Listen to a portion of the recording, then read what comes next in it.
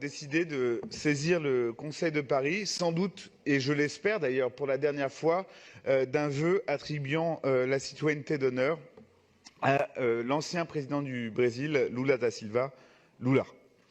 Je voudrais d'abord rappeler ce qu'est la citoyenneté d'honneur de la ville de Paris, parce que je ne voudrais pas qu'il y ait d'incompréhension.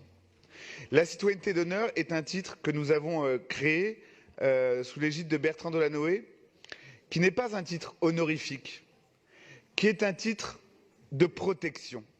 Attribuer une citoyenneté d'honneur, défendre quelqu'un, ce n'est pas, quand il s'agit d'un homme politique, dire que l'on est d'accord avec lui, dire que l'on est de gauche, de son camp, que l'on apprécie son bilan, cela n'a même rien à voir.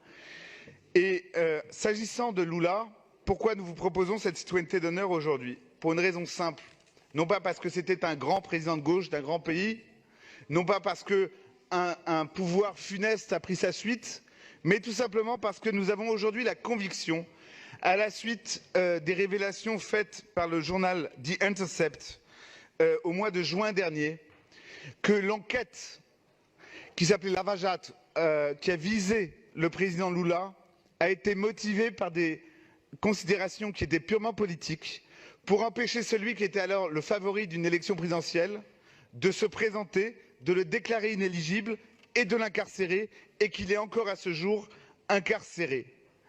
Ça ne veut pas dire que nous pensons que Lula est innocent, ça ne veut pas dire que nous le soutenons parce qu'il est d'un bord politique ou d'un autre, ça veut juste dire que dans un pays, la justice a été manipulée au point d'interférer sur un scrutin politique. Est-ce que cet homme a fait l'objet d'une accusation politiquement instrumentée? À l'évidence, oui.